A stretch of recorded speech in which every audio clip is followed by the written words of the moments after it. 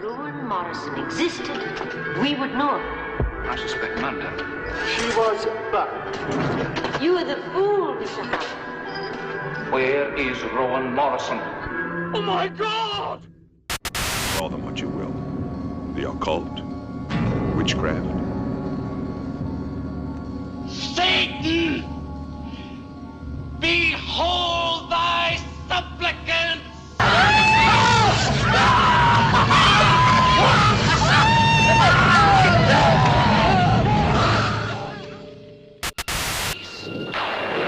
That wasn't your father.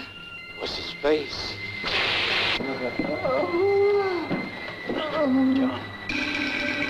Mother? Mother! Corvus! Damn you! They had no faces. Heaven help us all when the devils reign.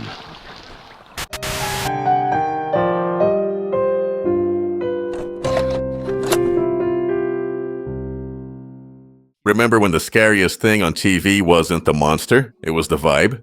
The 1970s were a time of feathered hair, shag carpets, and full-blown satanic panic. As disco balls spun in nightclubs, America's living rooms were filled with whispers of cults, devil worship, and creepy kids with glowing eyes. The fear wasn't just in the streets, it was baked right into the movies. This was the golden age of occult horror, when the devil didn't just wear Prada, he wore polyester, and showed up uninvited to your babysitter's seance. Hollywood went deep into the dark arts, summoning a parade of films that blended paranoia, religion, and the supernatural. These weren't your average ghost stories. They were loaded with taboo-breaking terror that made priests sweat and suburban parents clutch their rosaries. Today we're diving headfirst into the top 9 most unforgettable 1970s occult and satanic panic movies. Some became instant horror classics. Others slipped under the radar, only to become cult favorites. But they all captured a very real fear that evil wasn't hiding under your bed. It was already in your house. And trust me, you'll never guess what's hiding at number 4. Stick around to the end, because we'll uncover one movie that was so controversial. It was banned in multiple countries, and still makes viewers squirm today. Morrison existed, we would know. I suspect none did. She was burned. You are the fool, Mr. Howard. Where is Rowan Morrison? Oh my God! Sometimes the devil doesn't come in horns, but in flowers, folk songs, and a maypole. The Wicker Man, 1973, is the crown jewel of folk horror. And while it doesn't mention Satan outright, its chilling portrait of pagan ritual made it a lightning rod during the Satanic Panic era. Directed by Robin Hardy and starring Edward Woodward, the film follows a devout Christian police sergeant sent to a remote Scottish island to investigate a missing girl. What he finds is a community with very different beliefs. At first, the islanders seem quirky, singing in fields, worshipping nature, casual nudity. But as the investigation deepens, the sergeant realizes this isn't just local flavor, it's religious heresy, and it's building towards something sacrificial. What sets The Wicker Man apart is its tone. It's bright, pastoral, almost cheerful, and that contrast makes the horror all the more shocking. The final scene, where the sergeant is forced into the titular wicker effigy and burned alive while the villagers sing, remains one of the most unsettling moments in cinema history. To conservative audiences in the 1970s, this was Satanism. Anything that challenged Christian values, especially in the name of the old gods. The film tapped into cultural fears about the erosion of tradition, the rise of New Age beliefs, and the seductive power of ritual. The Wicker Man doesn't have demons or pentagrams, but in many ways, that makes it even scarier, because here, the devil smiles through flowers and believes he's doing the right thing.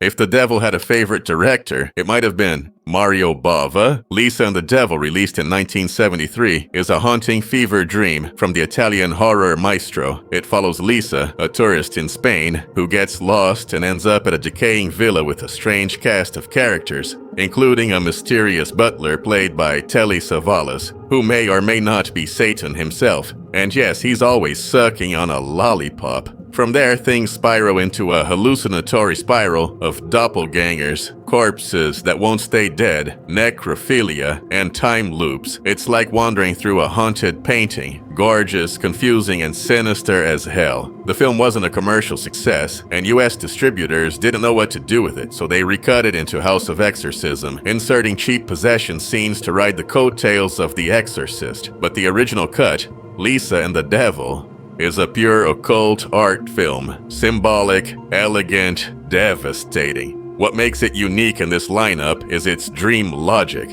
Bava wasn't interested in telling a linear story. He wanted to evoke dread through imagery and suggestion. The satanic element isn't loud. It's lurking, seductive, inevitable. And Telly Savalas, his smooth, mocking performance makes the devil feel like he's been here forever, and he's already bored of you. Lisa and the Devil is not for everyone, but if you want satanic horror that feels like poetry, this is your black velvet nightmare. Call them what you will. The occult, witchcraft. Satan! Behold thy supplicants!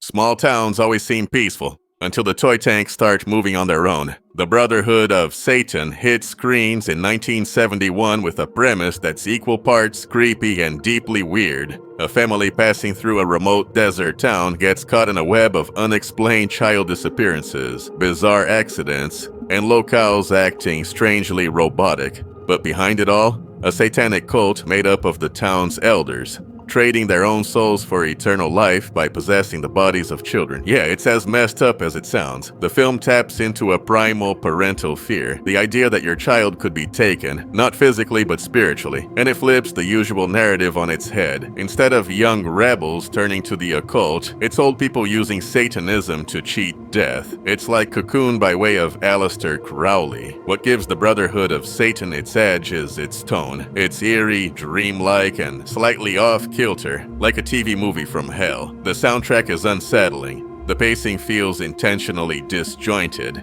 and there's this ever-present sense that something is deeply wrong, even when nothing is happening. It may not be as flashy or well-known as The Omen, but for those who stumbled across it on late-night TV, this film was pure nightmare fuel. And let's be real, any movie where elderly Satanists drive tiny possessed toys deserves a spot on this list.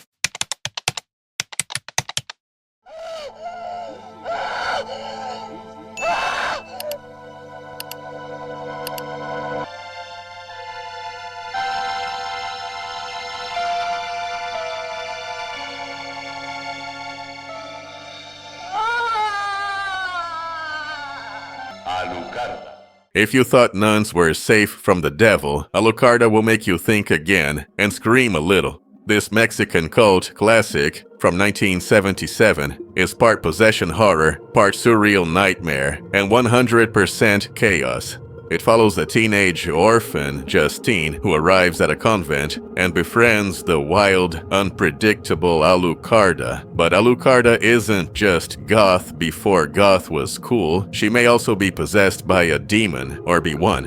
What starts as a friendship quickly spirals into blood rituals, demonic laughter, levitation, nuns bursting into flames, and lots of screaming. It's as if The Exorcist did mushrooms, went to Catholic school, and filmed everything through a fever dream. Alucarda stands out, not just because of its occult themes, but its style. The visuals are aggressive, harsh lighting, gothic costumes, and makeup that makes everyone look either dead or damned. The film's pacing is relentless. There's almost no normal scene, just escalating hysteria and religious trauma. And here's the kicker, behind the madness, is real Catholic guilt. Director Juan Lopez Moctezuma, a former collaborator with Alejandro Jodorowsky, used Alucarda to lash out at religious repression and institutional control. It's a rebellious scream wrapped in satanic panic. Even decades later, Alucarda feels dangerous. It doesn't just depict the devil, it invites him in and throws a party. It's me, Donald!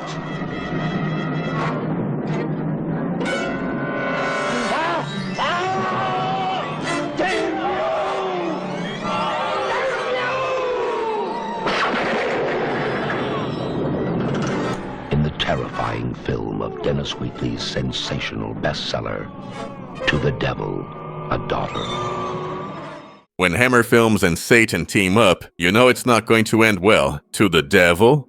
A Daughter was Hammer's last major horror swing of the 1970s. And wow, did they go out swinging. Released in 1976, the film stars Richard Widmark as an American author investigating a strange occult group in London. The target? A young nun, played by a teenage Nastasia Kinski, who's been groomed since birth to become the vessel for a demonic entity. Standing in the way? A defrocked priest turned cult leader, played by Christopher Lee at his most menacing. This isn't your classic vampire cape and fog Hammer flick. It's darker, bloodier, and way more uncomfortable. The film dives deep into satanic ritual, sacrificial ceremonies, and weird supernatural pregnancy. Critics were shocked not just by the content, but by how seriously it took the devil. And here's the twist. Even though the film is adapted from a Dennis Wheatley novel, Wheatley hated the final product. He thought it went too far, especially in its depiction of black magic. And considering he literally wrote about black magic for a living, that's saying something. What makes To the Devil, a Daughter stand out is its mix of prestige and perversity, big actors, bold ideas, and a level of blasphemy that still makes viewers squirm. The final scene? Let's just say it's not something Hammer or Kinski ever really lived down. I call it! May horror and confusion expedite our glory!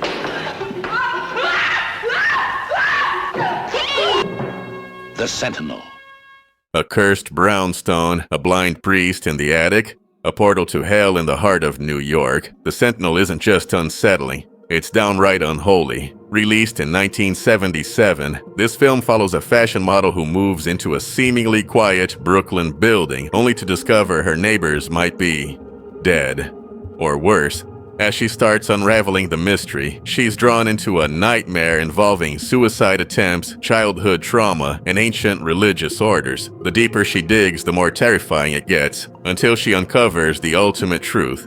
The building is sitting on the gateway to hell, and the blind priest upstairs is its eternal guardian. And guess who's next in line? The Sentinel blended classic gothic horror with raw 70s urban grit. Its creepy mood, hallucinatory sequences, and slow burning dread made it feel like Rosemary's Baby if it were shot through a grimy window.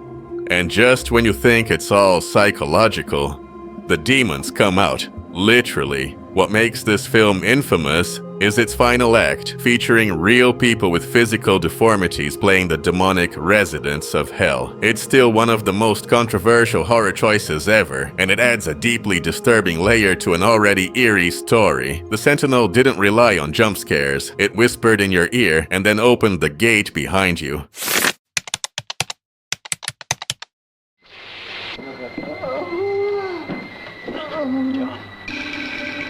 Mother? Mother! Corvus! Damn you! They had no faces. Heaven help us all when the devils reign. Melting faces, satanic cults, and a young John Travolta. The Devil's Reign is one of the strangest, most hypnotic horror trips the 70s ever summoned. Released in 1975, the film stars William Shatner as a man trying to rescue his family from a desert cult led by a creepy, eyeless high priest, played by Ernest Borgnine, who literally transforms into a goat.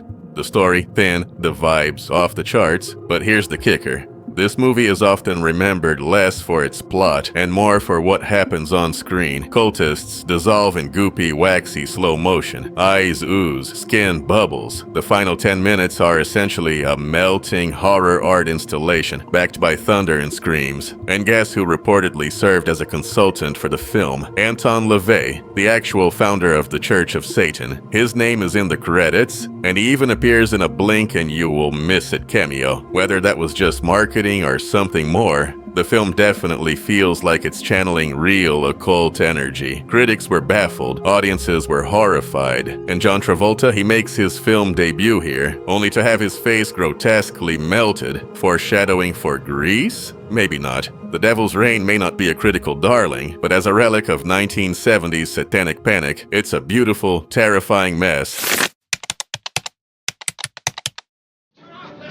Why? What's wrong? What are you guys up to?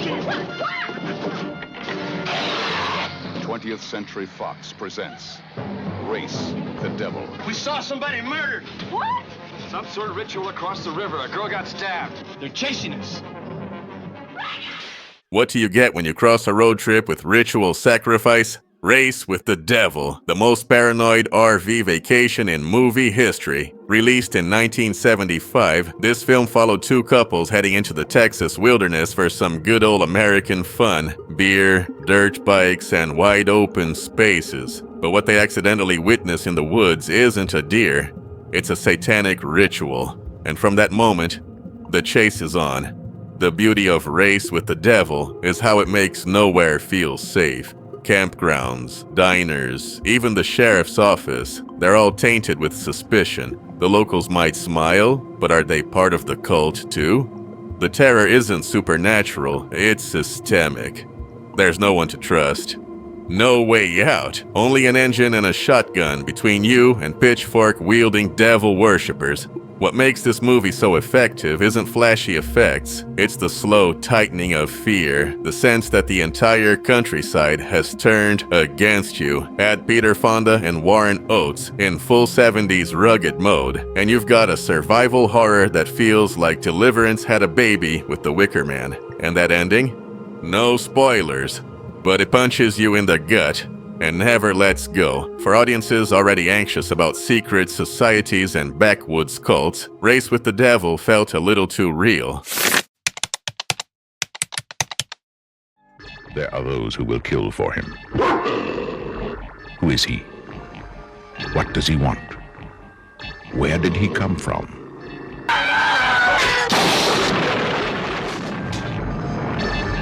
If this is the truth, where does it end?